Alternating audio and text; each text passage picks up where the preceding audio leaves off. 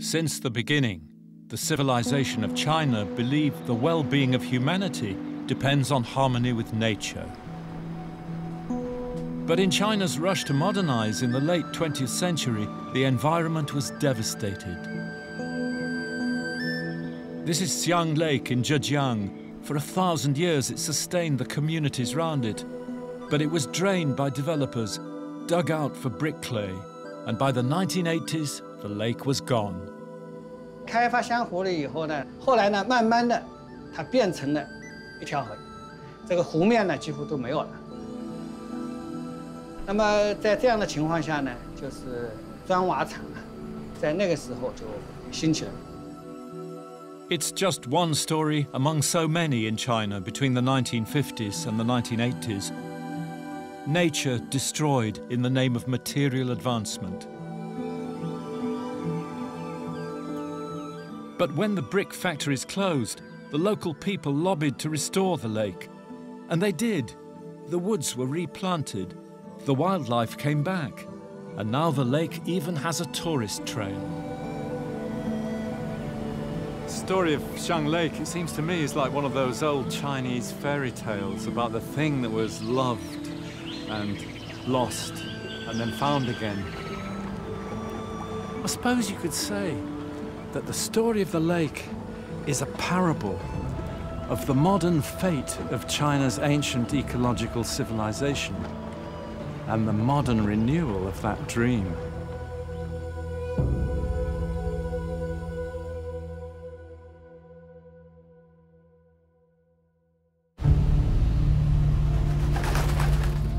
The roots of China's environmental crisis lie in the 19th century, when the West took the lead in the Industrial Revolution.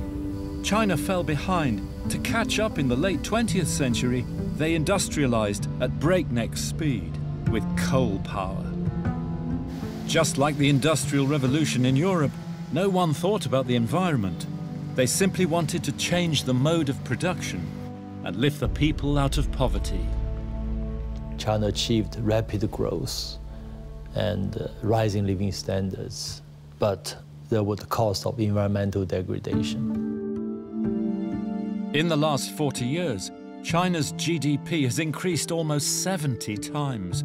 Carbon emissions are up 9-fold. If we see the history and we see the current status and we see the trend and we see the economy, I think we are facing very serious challenge. The Chinese government has set up an environmental think tank. And on it is lawyer and environmentalist Lawrence Brahm. Lawrence, I recognise you from your photograph. Yeah, good. The key to repairing the damage is to make a fundamental shift in the way that China thinks about the environment, to promote what President Xi has called an ecological civilization. Thinking that had lasted for about a decade in China was we need high growth rates, we need fast industrialization, otherwise we can't give people jobs and we won't have social stability. Over 50% of the water supplies are toxic. You have now massive melting of Himalayan glaciers which affect your water systems. You have disruption in environment. You take toxic water, you put it on food. Add up the cost of repairing this. It's a cost to the government. It goes back to the taxpayer. And so you have to think about the cost of GDP. Pollution costs lives and money. And the first step, everyone agrees, is for China to drastically cut carbon emissions. We have to achieve net zero carbon emission by 2060. And that means we need to cut the carbon emission tremendously. We need to level it and then cut it down and to bend the curve very fast. Fossil fuel is responsible for nearly 80% of the greenhouse gas emission. Even last year, coal is still more than 60% in the energy consumption. So as China will be dependent on coal for some time yet, in the short term, they've developed new low-emission technology for their coal-fired power stations. Also the boiler. They're putting huge research and development into these technologies, and they're one of the world leaders now. This plant in Shanghai was the pioneer. It's so efficient that it's cleaner than natural gas. Tell us just briefly how much power this plant generates. Each year we output 10 billion kilomegawatt to the city, 6.8% for the city, the supply. Bai Yunfeng is a scientist at the Environmental Protection Technology Company that developed the ultra-low emissions treatment. 我们管这种技术呢叫超低排放，我们只是努力把我们能做的最好。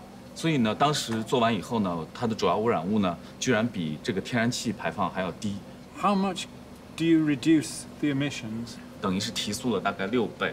所以你要说降了多少，可能是上千万级，或者说是大概有上亿级的吨的这样的一个二氧化硫被减排，可能会有大概几千万吨的氮氧化物被减排，然后当然也有上亿吨的这个粉尘被减排。So if the technology has been so successful here, will it go all the way across China? 应该讲那时候我们这真是中国第一个，因为可能当时还不叫超低。那么现在实施超低排放的电厂已经超过了71%，因此来讲已经成为中国电厂的主力的一个方向。The aim is that all China's coal-fired power stations will have this technology by 2020. But lowering emissions on its own won't be enough. China has 1.4 billion people. They all want to be consumers. They all want the latest gadgets and to throw out the old ones. That too has huge environmental cost, and until recently, it was all unregulated. Most of the laws which were made in 1980s or 90s were not so strict like the environmental law. Now we re-amended it, and now the law is with teeth. There's stronger, tighter rules and regulations to make sure that the law is better implemented. As China's economy grows, more resources can be given to environmental protection. Things move step by step. At the beginning, I think when there's a shortage economy, you really couldn't think more. But then with the progress of the economy and with a wide awareness in the public, there is more attention, more support given to environmental protections. And in that, the young have a special role to play. I think public awareness of the environmental issues is increasing in China. I think in the last 5 years, air pollution has been a big concern of the public.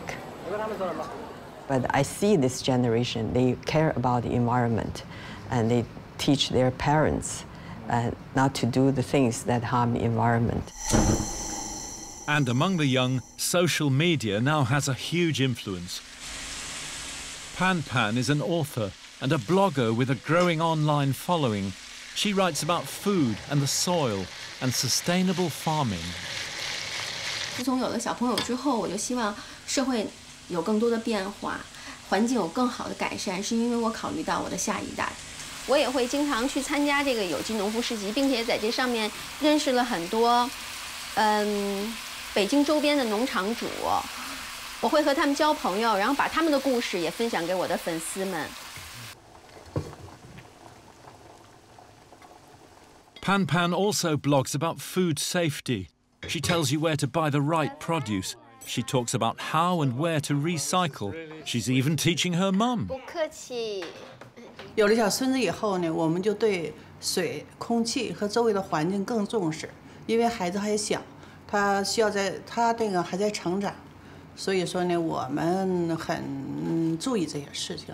生活在北京的人都很乐观，大家会很积极的去面对这件事儿，用我们自己的能力，比如说垃圾的分类，去教小朋友和传递给更多的人，在微博上面告诉大家，垃圾应该怎么处理、怎么分类，我们减少用垃圾，少用塑料袋，我们尽量用环保袋购物，这样。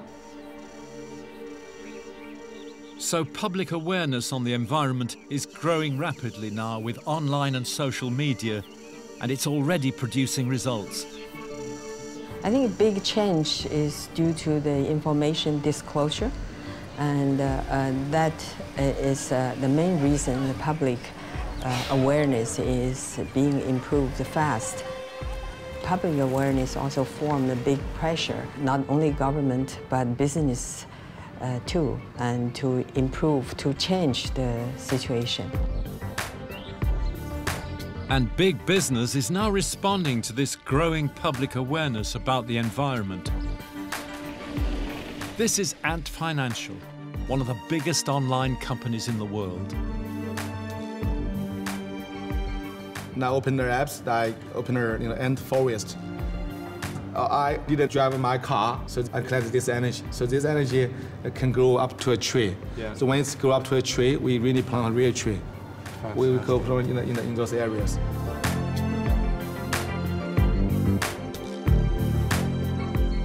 So far, we already have over 650 million people participating in these programs, and already plant 55 million trees. That's already have saved about 2.8 million carbon emission. That's huge. Amazing. Look at very small ideas, but through these powerful platforms, can really have a big impact. But with time so short, the big hope for the future is technology. The natural phenomena is moving in an exponential curve. So many environment problems goes up very fast. The only thing that can match this exponential curve is technology. China will lead on technology. This involves massive data to manage water, hydro, solar, all of these systems. Under the policy of ecological civilization, the state has now designated the target. 2050, 80% of all energy sources in China will be green. And that's why China's President Xi has taken the lead with the Paris Climate Accord. China is now the leader in terms of investment and output of green energies, whether solar energy, wind energy, and electric cars. Smart city, smart car, smart streets, smart shops, smart environment. It's about ecological civilization. Good for the environment and the economy. That's the hope. Thinking about the environmental technologies going out on the Belt and Road, because this will create all kinds of jobs. This is not the environment preventing growth. The next growth opportunity is in fixing the environment. And how China succeeds in that will be crucial not only to the Chinese people, but to the future of life for all of us on this small planet.